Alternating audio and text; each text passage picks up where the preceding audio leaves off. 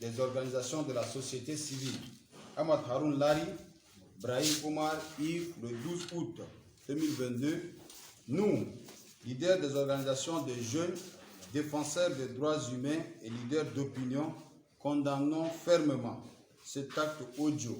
criminel, tendant à intimider, à attenter à la vie des paisibles citoyens dont le pêche serait la dénonciation de la gestion calomnieuse de la commune de la ville de N'Djamena. Face à cet acte inadmissible et révoltant, dont le mode opératoire relève d'une pratique nonchalante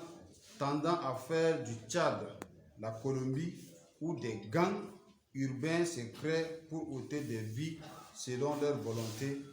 la jeunesse exprime toute sa compassion et sa solidarité à Lari et Yves. Ne pouvant tolérer ni cautionner les entraves à la liberté d'expression et les violations des droits humains, les organisations des jeunes et les défenseurs des droits humains réaffirment leur grand soutien aux camarades Ahmad Haroun Lari et Brahim Omar Yves, victimes d'agressions par un groupe de gangs armés,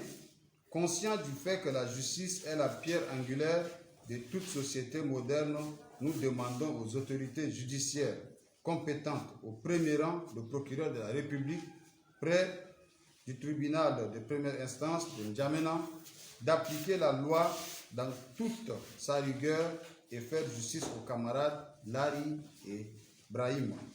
qui poursuivent encore sur les lits de l'hôpital. Dans le même esprit, nous demandons aux chanceliers et organisations internationales des droits de l'homme de suivre avec nous cette affaire tendant à taire l'opinion de la jeunesse dans notre pays.